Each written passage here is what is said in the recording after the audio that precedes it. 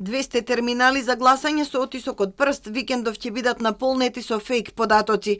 Лажните лични податоци од измислени гласачи имаат само една задача – да послужат за обука на членовите на изборните органи. Утре се очекува пристигнувањето на првата пратка со овој вид апарати кои ќе бидат презентирани пред ДИК од страна на стручни лица од Дермалог.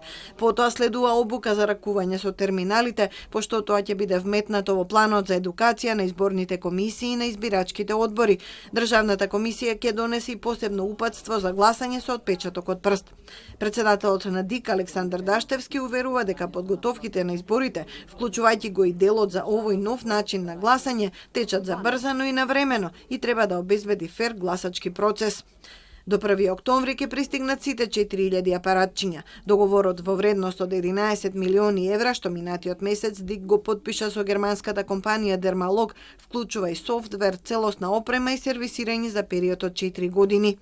Ова е единствената новина на изборите. Изборниот законник нема да се менува ниту за внесување на препораките на ОПСЕ ОДИХР. Владата ги предложи во пакет со изборни прагови за независните листи и за избраниот советник, но собранието не ги разгледа откако пристигнаа голем број амандмани и реакции.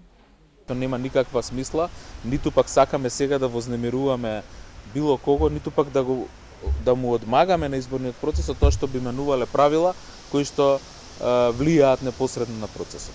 Главна препорака на ОПСЕ ОДИХР е изборните правила да не се менуваат 6 месеци пред избори. Идеите за воведување отворени листи и врзување на бројот на потребни потписи за независни кандидатури со одреден процент на запишани гласачи остануваат за наредните изборни циклуси.